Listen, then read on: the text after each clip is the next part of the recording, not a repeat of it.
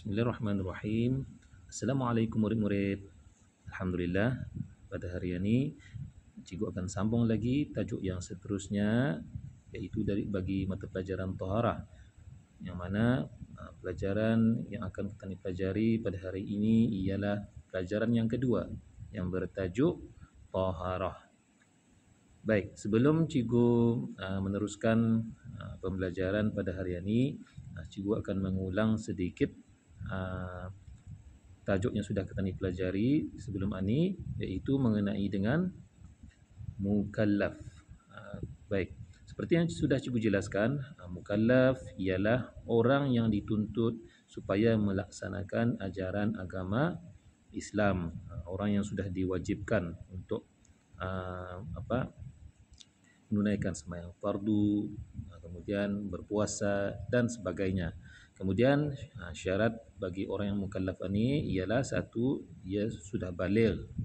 Kemudian yang kedua, ia berakal, dan yang ketiga, sampai seruan Islam kepadanya. Kemudian kita ini sudah belajar juga tanda-tanda baligh bagi lelaki, iaitu ada dua: keluar air mani setelah berumur 9 tahun, ataupun yang kedua berumur 15 tahun.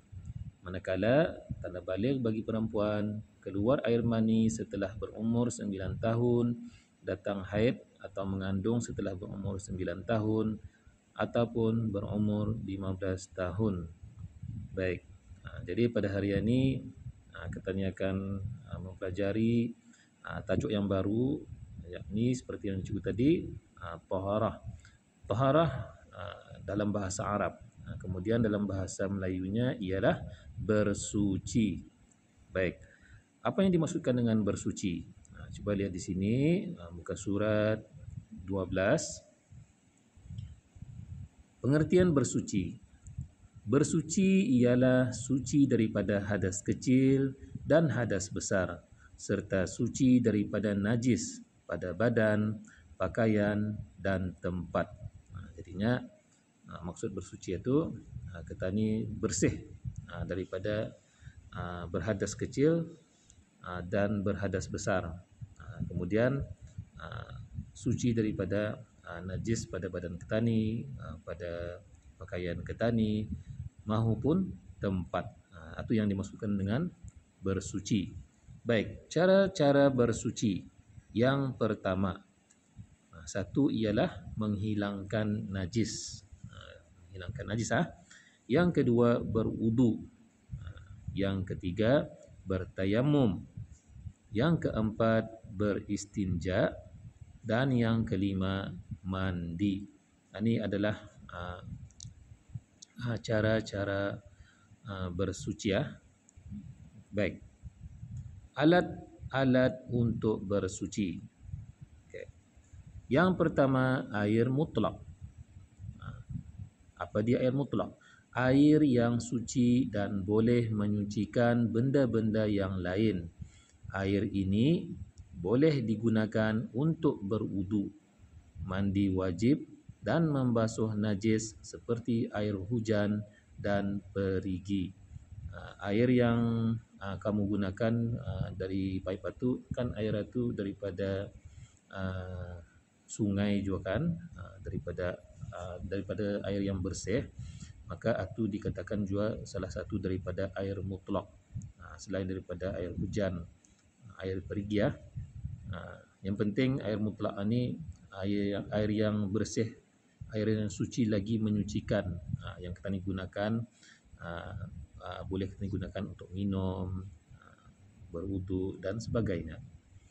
Baik, yang kedua, debu tanah. Digunakan untuk bersuci apabila ketiadaan air atau keadaan darurat yang dibenarkan oleh syarak, seperti untuk bertayamum. Seperti yang sudah kamu pelajari, hanya cikgu hari itu bertayamum ini kalau tidak ada air saja baru kita ni bertayamum untuk menunaikan sembahyang. Jadinya kita ni gunakan debu tanah itu untuk bersuci. Baik, yang ketiga, benda-benda keras dan kesat.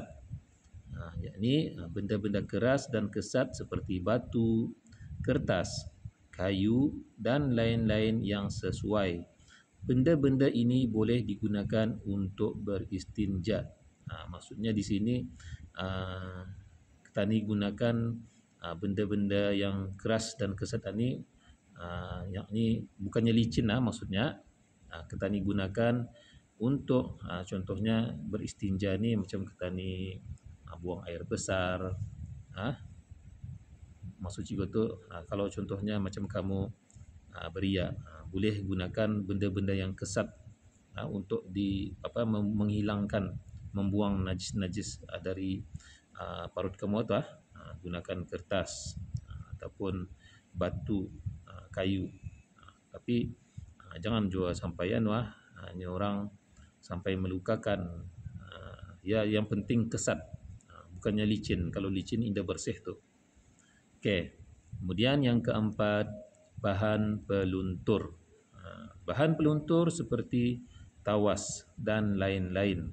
Benda ini boleh digunakan untuk membersihkan atau menyamak kulit binatang. Jadi bahan pelunturan ni maksudnya kira cecair, jenis cecair yang boleh membersihkan sesuatu atau termasuklah menyamak kulit binatang. Maksudnya kalau sekiranya orang mengambil kulitnya untuk dibersihkan, itu maksudnya menyamak, disamaknya kulit binatang itu menggunakan sesuatu cecair, dipanggil bahan peluntur untuk membersihkan ia supaya hilang baunya dan sebagainya. Jadi itu antara alat-alat yang petani gunakan untuk bersuci. Jadi cikgu harapkan kepada murid-murid bagi pelajaran tajuknya ni sudah tajuk bersuci ya. Jadi cikgu harapkan sentiasalah petani dalam kebersihan, menjaga kebersihan pada badan petani, pakaian petani. Kemudian kalau petani akan sembahyang, pastikan petani berwudu. Kalau tidak ada air, barutah petani bertayamum. Kemudian kalau petani beristinja ataupun maksud cikgu tu buang air kecil, buang air besar di jamban itu, pastikan petani bersihkan benar-benar. Jangan sembarana. Kerana apa? Kerana kalau petani kan sembahyang, pastikan petani dalam keadaan bersih. Iaitu caranya antaranya hanya cikgu tadi, petani mandi ataupun petani membersihkan diri petani, kemudian bukan sembahyang, petani ambil air wudu. Kemudian kalau tidak ada air wudu, maksud cikgu kalau tidak ada air, barulah petani menggunakan debu tanah untuk bertayamum. Maka dengan dalam keadaan macam itu, barulah petani dapat menunaikan sembahyang fardu. Ringkasnya, petani mesti dalam keadaan bersuci, baru petani dapat melakukan ibadah yang tertentu. Baik, kalau ada apa-apa pertanyaan atau persoalan yang mungkin kamu akan tanya, kurang faham, boleh tanya cikgu. Sekian, Assalamualaikum warahmatullahi wabarakatuh.